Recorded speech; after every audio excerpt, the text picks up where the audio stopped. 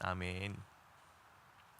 오늘 우리에게 주시는 하나님의 말씀입니다. 구약성경 창세기 23장 1절에서 9절까지입니다.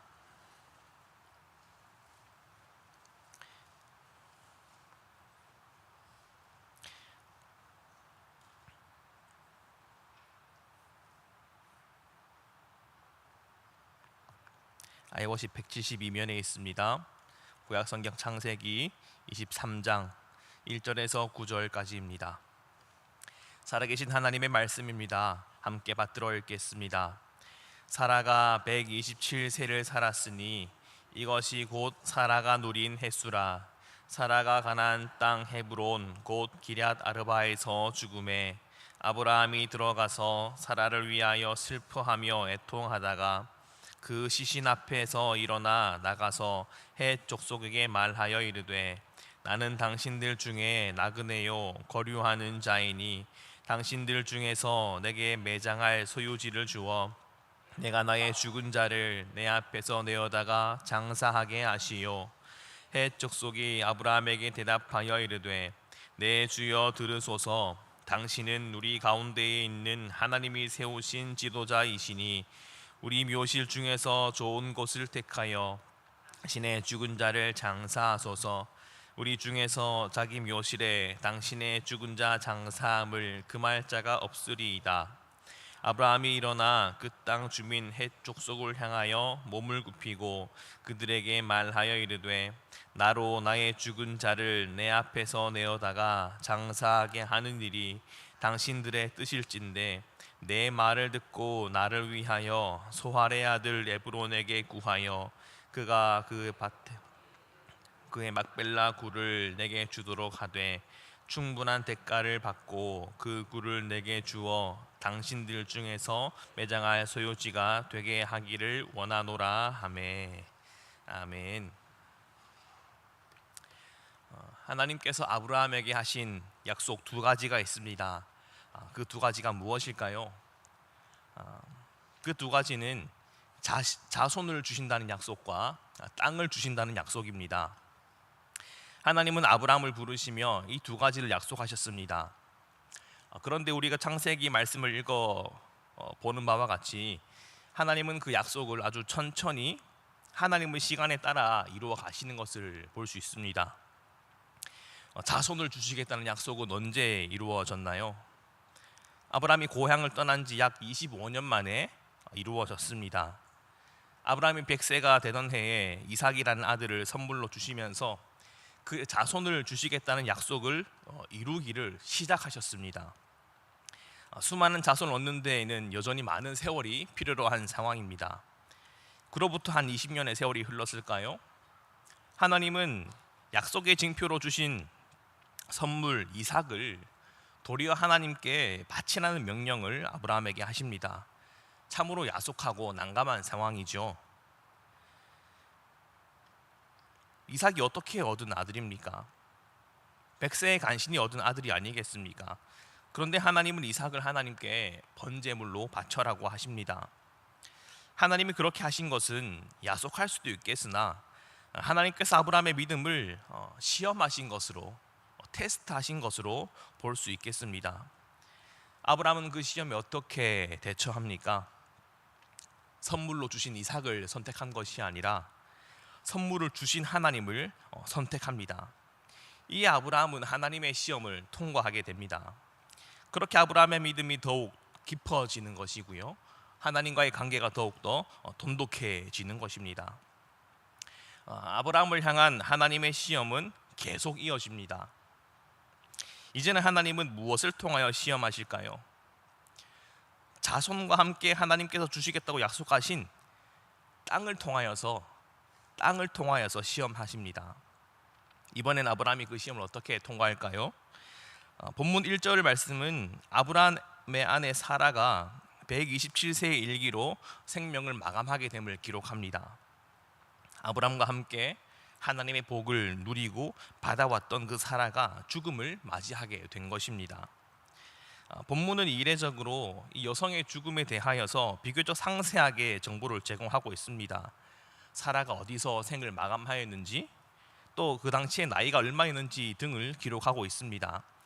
이러한 모습은 사라가 여성임에도 불구하고 이스라엘의 조상으로서의 그런 위상을 잘 보여주고 있다라고 말할 수 있겠습니다. 본문 2절 말씀은 아브라함이 사라를 위하여 슬퍼하며 애통하였다 기록합니다. 아내 사라를 먼저 떠나보내는 그 아브라함의 마음이 얼마나 괴로웠을까요?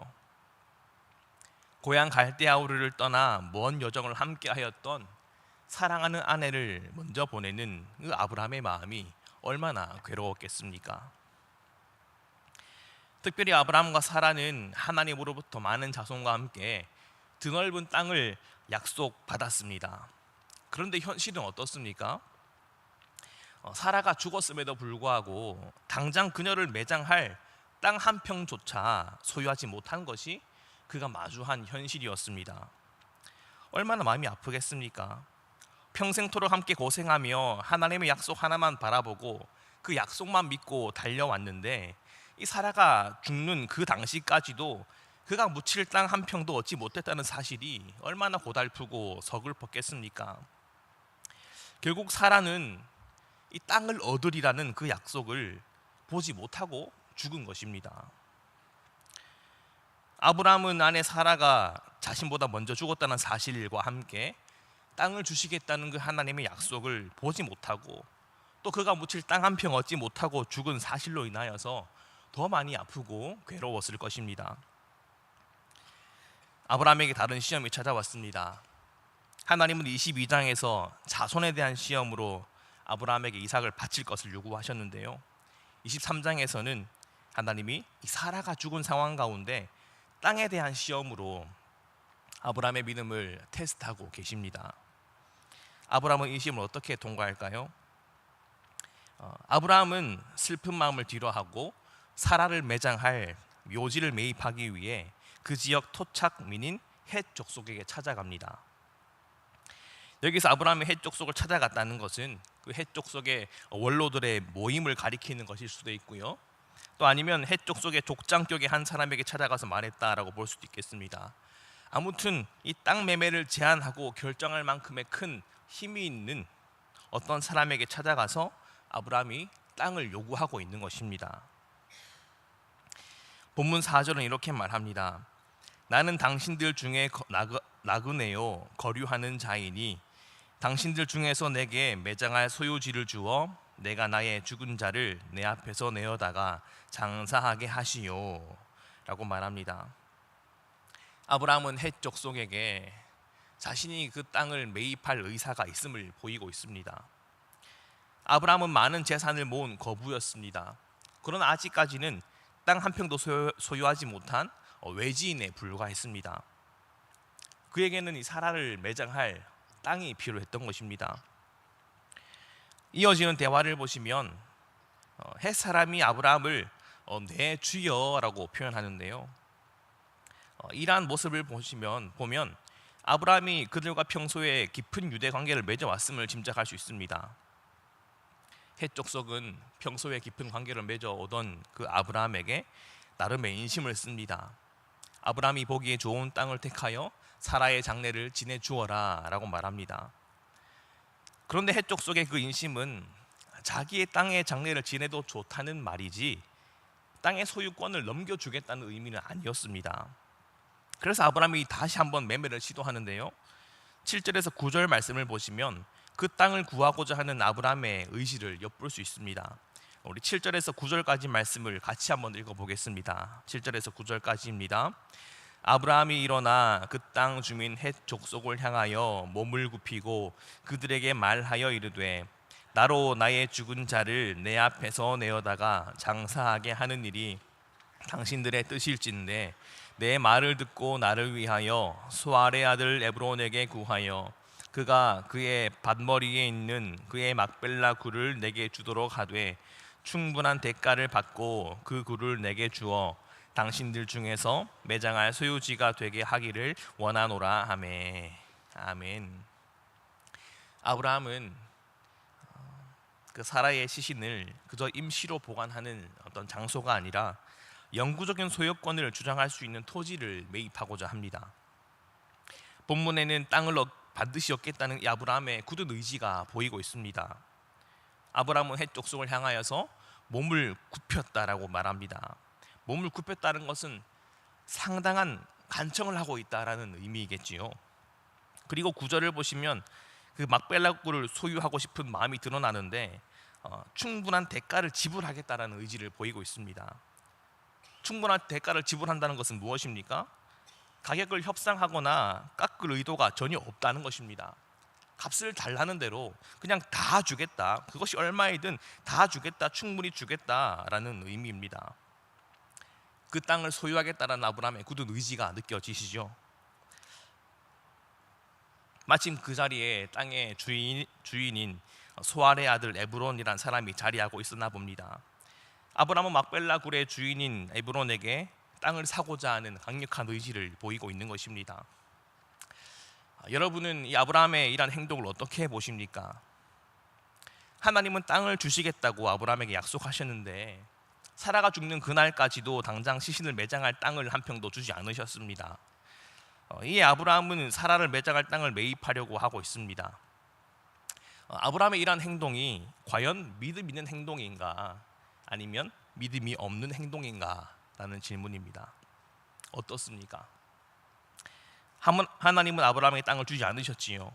그런데 하나님은 사라가 죽은 이 상황 가운데 아브라함을 향하여 지금 땅에 대한 시험을 하고 계시거든요.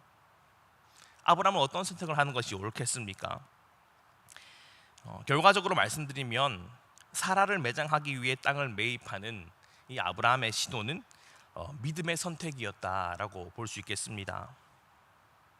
감히 하나님이 땅을 주신다고 약속하셨는데 왜 믿음 없이 돈을 주고 사려고 하느냐, 그게 아니고요.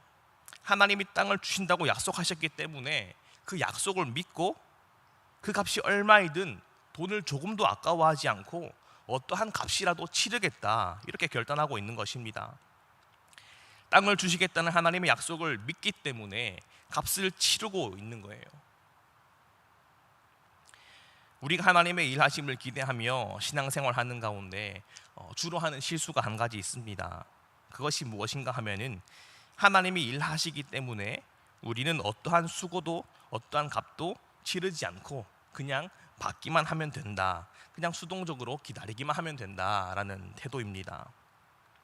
과연 그러한 모습이 하나님의 약속을 믿는 모습일까요? 하나님의 일하심을 신뢰하는 모습일까요? 하나님의 일하심을 신뢰한다면 우리도 일해야 할 것입니다. 수고해야 합니다. 제가 전에 섬기던 교회에서 한 부목사님과 대화하던 중에 이런 말씀을 하시는 것을 듣고 이야기하였는데요. 주가 일하시네, 주가 일하시네, 이 찬양을 부르면 안 된다는 거예요. 왜 그런가 하니 그 찬양을 많이 부르면 하나님이 일하시지 성도들이 일 안 한다고 하더라고요. 물론 농담으로 웃자고 하는 이야기였습니다. 그런데 그 말 안에 뼈가 있거든요. 우리가 하나님의 일하심을 신뢰한다면 우리도 일해야 하는 것입니다. 우리가 하나님의 약속을 믿는다면 그 언약에 적극적으로 동참해야 합니다. 하나님이 한 영혼을 구원할 것을 믿기에 전도할 필요가 없는 것이 아니고요, 하나님이 한 영혼을 구원할 것을 믿기 때문에 더 열심히 전도하는 것입니다. 하나님이 천국을 선물로 주셨기 때문에 그냥 가만히 앉아서 떨어지는 감을 받아먹듯 받아먹는 것이 아니고요, 모든 소유를 다 팔아서 밭을 산 농부처럼 우리의 모든 삶을 다하여서 그 천국을 누리고 소유하기 위해 몸부림해야 하는 것입니다. 천국은 침노하는 자의 것이다 말씀하셨습니다. 아브라함이 값을 치루어서 막벨라굴을 사게 됩니다. 아브라함은 단순히 사라가 묻힐 굴 하나를 산 것이 아닙니다. 아브라함은 하나님이 장차 일하실 그 미래의 희망을 값을 주고 산 것입니다. 혹시 우리 가운데 하나님의 약속을 믿는다라고 고백하면서 그저 수동적으로 기다리기만 하는 분이 계시진 않습니까? 나무에서 감이 떨어질 때까지 그냥 넉넉히 기다리고만 계시진 않습니까? 물론 기다림이 필요할 때가 있습니다. 그러나 하나님의 약속을 믿는다면 약속을 믿기 때문에 더욱 적극적으로 말씀에 순종하며 언약을 이루는 그 일에 동참해야 합니다. 하나님의 구원을 믿기에 열심히 전도해야 하는 것이고요, 하나님 일하심을 믿기에 우리의 가정과 맡겨주신 사역팀을 섬기며 열심히 교회를 섬기며 나아가야 하는 것입니다. 하나님의 약속을 누리기 위해 우리의 삶의 몫을 다하고 책임을 다하고 그에 합당한 값을 치루어야 하는 것입니다.